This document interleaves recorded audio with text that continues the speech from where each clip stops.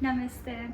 Welcome to the Law of Attraction series. This is going to be the first episode of my huge work-based series. So I hope you enjoy every bit of it. Let's get straight into it.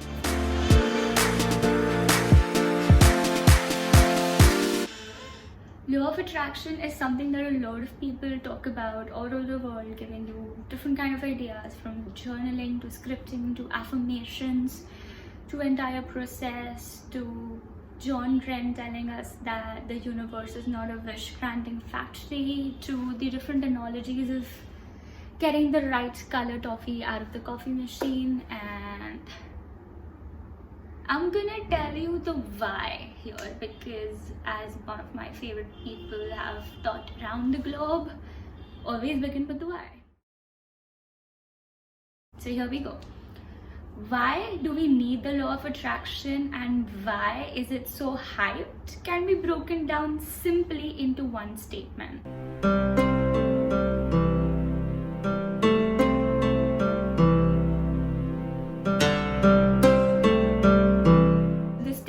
Like this: you might not always get what you want, but you're definitely manifesting what you are constantly, 24/7, 365 days of the year, and it just keeps going on forever. So my point here is that you don't have to learn how to attract things into your life. The goal is to learn to attract the right things into your life, working on to make up the highest possible scenarios into your life. Now, one of the major chunks that people have been missing when they've been talking about the law of attraction is that it is also a key to getting stuff, but it's also a block when it comes to manifestation. You know, people coming and telling us that it doesn't work for me, or it's taking forever, or it happened with him and it does not happen right now. I'm gonna break it down. I'm gonna break down one of the greatest chunks which don't let you manifest things in your life, because that's happened to me, it's happened to my friends, it's happened to almost everybody who's tried the law of attraction at least once in their life. So let's get straight into it. Here, I'm sorry, I can't do that. Oh, she's one of the complex ones. Linda, darling, why don't you tell me, Well, I can't. I want to, but I can't. Oh, you're the devil. Correct. Now, come on, Dr. Martin, I know you want to. Oh, man, and it's really juicy, too. Oh, I bet it is. I know, I can't. What did you do to her? Did you roofie her? Oh, no, it's not her fault. She's just reacting to me. Just watch and learn, okay? Right, the answer is yes. We can take a trip to Pound Town if we must. But first, you're going to have to tell us, Linda. So I hope you enjoyed that bit. It was pretty funny. Lucifer is one of my favorite characters, and I think a lot of people who saw it did not realize that it actually made a lot of sense. So sorry for you. Coming back to the topic, what I meant when I said that the law of attraction is what you've been doing 24/7, 365 days of the year is that every time we're thinking, every time we're putting our attention to one of the thoughts, the law in Buddhism is very clear. Wherever your attention goes is where your energy flows, and every place that you put in your energy, you're creating that scenario on your particular timeline. So let's imagine it like a movie strip, because why not? Every action, every thought, every intention that you're putting into this world is adding another slide onto the track of your movie film. And as in when you add more tracks and more ideas and more propagations, the more possible it is. So to make something that you want highly possible, you need to have the ability to repeat it, constantly putting your energy into it, so it becomes the most probable scenario. Now, the most probable scenario, I will explain it with metaphysics in the next video, of course, but there are so many more details coming up. If you want to see it, that's going to be a completely science-based video. I would not break it to you already. Why philosophizing is considered to be one of the greatest ideas also lies behind the same principle. We all know how to think. We do it all the time.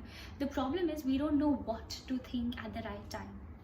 And we are manifesting 24/7, 365 days through our subconscious minds. Now, the subconscious mind is more like a huge data storage unit where everything that is given more attention, is given more energy, is stored in it particularly. So everything that you and I may not consciously pay attention to but subconsciously are dragging in gets collected, and it compiles your identity per se of this is who I am, and this is what I am lacking, and this is what I have. So all of those are so concrete beliefs that when you're consciously trying to manifest things, these kind of prove a little bit of blockage into them. So these negative core beliefs, as we call it, and we all have them, need to be brought to the surface, need to be collaterally handled, and that is your way to getting into it. For example, let's say this guy wants a really important promotion. He's been working for a very long time. So this guy goes to all of the manifestation session, he's read The Secret, he's listened to podcasts, he's done everything right. And one of his friends actually asked him, do you really think you're good at that leadership position that you've been wanting so bad? And this guy has already known that you're supposed to believe it. That's when you can have it. So when that happens, our poor little friend says yes, but deep down, somewhere he knows that there is this one ability that he lacks. So when he becomes a leader, he won't get the essence of being the leader that he has been working for. So the universe does not understand the language of words, ideas, and thoughts. Words are what we created to communicate. It understands, as Tesla called it, energy, frequency, and vibrations. And these things come from emotions and intentions and your deepest desires. So what this guy is actually desiring is not the position of that particular post, but the power, the authority, and the leadership that he gets to come with it. So when all of this happens and he has this one natch about it, he cannot manifest it in reality because he's practically fighting his own resistance in this entire process. So one thing that we all ignore is that chunk, the hollow that we have inside, that we're trying to fill with materialistic goods in and around every time.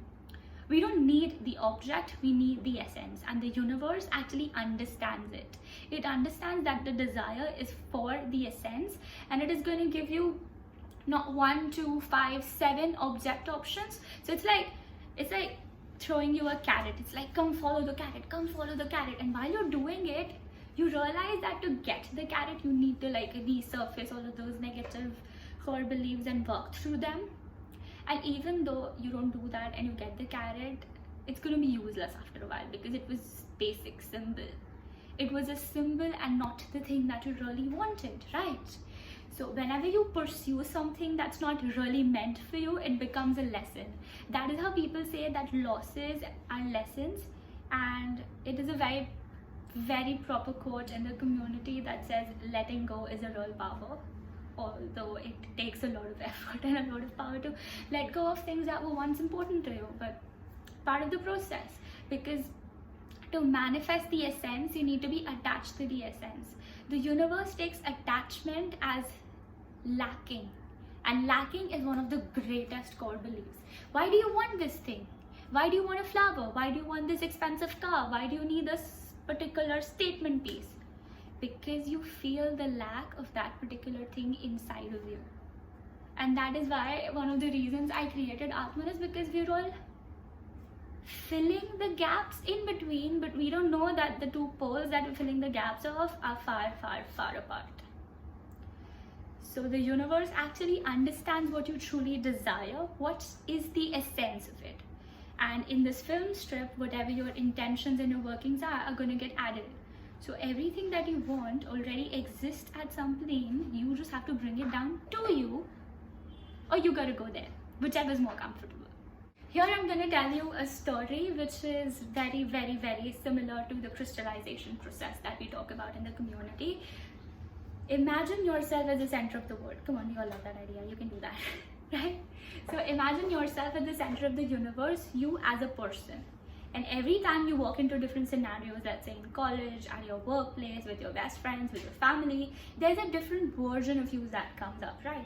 So imagine that to be your avatar, as in your expression to something, right?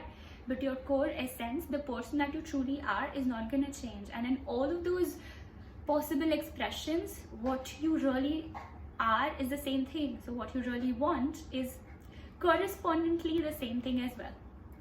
So if you broaden that scale and you become the expression of the universe, or of one great mind, of the Paramatman into the Atman, you have multiple avatars. So all of us are practically multiple avatars of the same thing, and we in turn desire the very same thing that everybody else does. So the common desires, as every great religion has taught us, are inner peace and freedom, right? So how do you get over those negative blocks that come into your mind, and how do you realize that this is something that is going to take me to that one essential desire? Is this one question, just one. Is this thought, idea, or preposition coming from the position of lack or from love? Everything that is lacking comes from the idea of it not already being there. But what does the law of attraction say? Believe that you already have it. Now, the idea of me first getting something, then doing something, and then finally becoming the person that we want to be does not really work. Because until unless you are this person, you're not going to do this thing to get it in the first place. So breaking down to a do and get idea that Newton gave of really cause and consequences and actions and their implications, let's take a step back and we broaden the picture. It starts with you becoming who you want to be, taking the actions that that particular thing does, which a lot of people say acting as if. You don't have to act as if, you have to be as if. Simple. And then when you're doing the things that that particular version of you that you've imagined does, you get what you've always wanted, naturally, effortlessly, and smoothly, because the essence is already present. So the goal in the entire Law of Attraction series is taking the idea from objects to essence and building an whole roadmap for us. So, oh yeah, and thank you for reporting on my poll on the Instagram page. It was very sweet of you. And for all those of you on a very close cut of 40-60 talked about lucid dreaming and how imagination is a great bit, I have episode 3 for you based on the very same thing, and how you can use imagination and dreaming and the real power of reflection into the Law of Attraction. So if you want to know the mechanics and the science behind it, if you want to know more about lucid dreaming, if you want to see how to communicate to the universe, stay tuned, because this girl got a lot of content for you. Bye bye. Thank you so much. Lots of love to all of you.